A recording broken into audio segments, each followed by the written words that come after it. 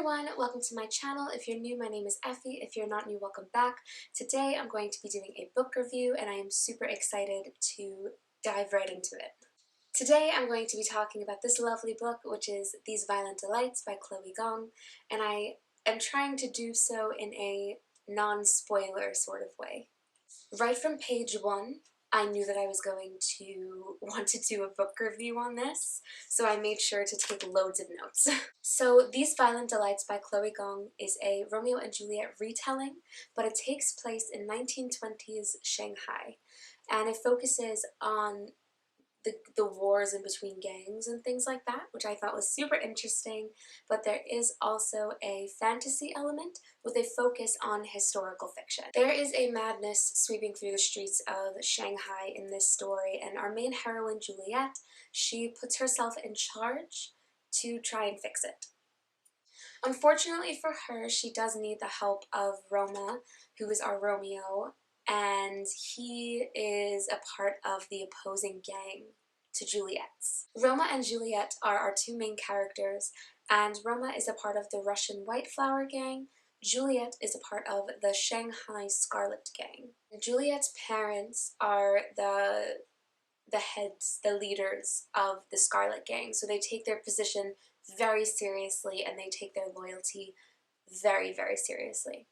Because they are both a part of opposing gangs, it is forbidden for them to even so much as look at each other or be in the same room as one another. And they know that they can easily be killed if someone suspects that they are betraying their team, if you will. Rosalind and Catherine are Juliet's cousins, and they know much more than you would suspect that they do. And their knowledge and their intelligence really comes out throughout the story, and their backstories are also really beautiful. They don't have a humongous focal point in the story, but their characters are... Rosalind and Catherine are really cool characters, and I really am glad that the author decided to introduce them so early as well. Marshall and Benedict, they are on Roma's side and they're super close with him, but Marshall and Benedict are 100% in love with each other and no one can tell me otherwise. But their characters are also really, really interesting. Their banter is really sweet, but it's punchy and I love it. It's easier to see when it's all written on paper, but a lot of these characters, they have derivative names. And what I mean by that is, as an example, Juliet is the name Juliet. That is the main character's name. There is no difference in spelling than the way that English speakers are used to seeing it. Roma's character is Russian, so they chose a more Eastern European type name, and I thought that was really cool. The same goes with the name Benedict. Instead of spelling it with the typical CT at the end, it's KT at the end instead. That was just something that I personally picked up on, and I actually really liked pinpointing which ethnicity and background these names come from. Most of the time it is based off of where that character is from, and I think that is so cool the way that it was written out. Something that's also super, super lovely about all of the characters is that me as a reader, I can differentiate between actions. So if Rosalind does something, I won't have to sit and be like, did she do that, or did Benedict do that, or did Catherine do that? I know exactly the type of actions and the type of things that these characters would do and say, just because it was written so concisely that you can differentiate the personality traits of each character and it doesn't all blend into one. So my likes and my dislikes. My likes are starting with there is a harsh focus. I wouldn't say harsh, maybe that's the wrong word. There is a large focus on different cultures, between language barriers, the way that people just act in their everyday life, the way that they choose to go about things. In this book, there is a dialect of Chinese that is spoken. I don't know which dialect, but there is one. And there's French, there's Russian, and then that dialect of Chinese, as well as some other mixes of languages. In this story, it is mentioned that there's a joke in there somewhere, I can't remember which page it is, but our main character talks about how she knows multiple languages and how that's the norm, but because there was an American character and he only knew one language, that made him like not beneath her, but at a lower level of being, what's the word? I can't remember. Having culture. Cultured. That's the word.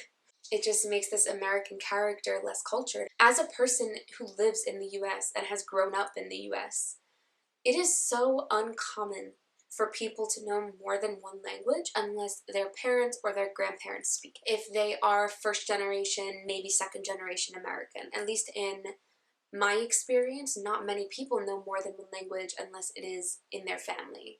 But this book makes it noted, it makes it so clear that it is so beneficial to know more than one language. And at this time, people in political power, gangs included, it is just more common for people to know more than one language. So when they need to make compromises and have conversations with other people, it is easier, and there is at least one person who can speak Russian, or who can speak a dialect of Chinese, or who can speak French. And I just thought that was really nice that that was added in here. Juliet's character as a whole has an aggressive heart, and what I mean by that is she is tough.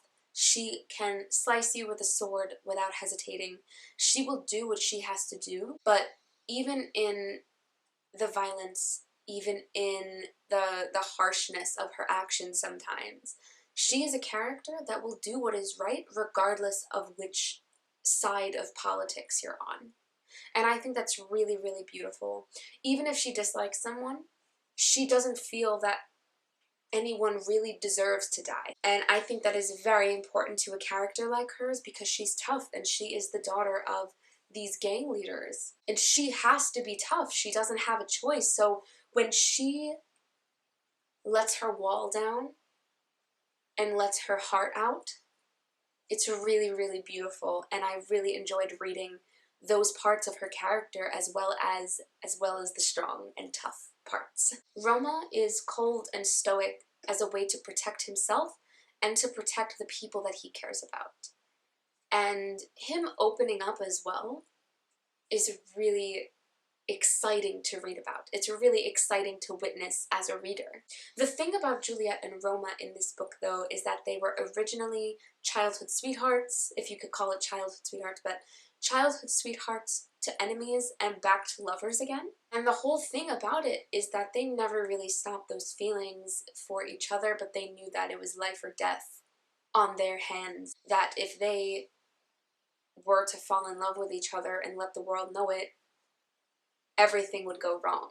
But there was a lot of misunderstandings within their relationship. The pacing was super well done, and I did not want to put it down. Even the bits that maybe were not so exciting or so fast-paced, it still kept me wanting more. There was never a moment where I said, I don't want to read this anymore. Every single thing that I read in this book I found interesting or I found important to the story. That might just be me, but my reading experience of this book is that I did not want to put it down. Oh, I really just did not want to put the book down. That's kind of the bottom line. But what's even more interesting about this book is usually when I read the 1920s subject matter in any format, short stories, novels, so on and so forth, it's always about the US perspective and how the 1920s was in the US. So it's really interesting for me to see, even if it's not accurate, it's really exciting for me to imagine a different version of the 1920s that I know nothing about. As far as my dislikes go, I don't really have any. The main one is that I just have to wait until November 16th to read the second one. So before I get into why you should pick this book up and enjoy the hell out of it, there's a long list of content warnings that I just want to address. So in case you are interested in reading this book, just keep these things in mind. There's blood, violence, gore, a lot of character death, many descriptions that are extremely explicit of a character gouging oneself, not to their own accord. This is not a suicide content warning. It is just, it's rough. You'll see if you decide to read it. There's murder, a lot of weapon use, many many, many mentions of insects and bugs. There is also alcohol consumption as well as parental abuse. How lovely. But here's my little list as to why I think that you should pick this book up. First of all, it's fantasy and historical fiction.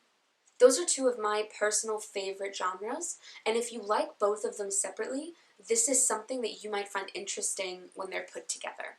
Number two, this book is great for pulling people out of reading slumps. I was in one for so long, and I read a couple books before this one that were subpar and didn't really get me into the reading mood. But this book definitely pulled me out of my reading slump. Well worth the read for that reason as well.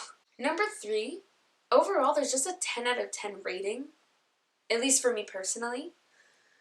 And number four, Chloe Gong is only 22 years old, which is wild because I'm 22 years old. She wrote this incredible, beautiful book. She puts a lot of personal feelings about her life and her own culture as well into here.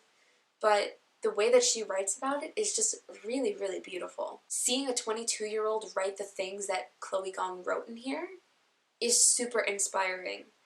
And I think that everyone who has a goal in life should read this book for that reason. I guess my last note is that this book is so beautiful, and the writing is descriptive, the characters are really unique from one another, and the cultures that are mentioned and spoken about, even if it's subtle, you can get a really nice image in your mind as you're reading it.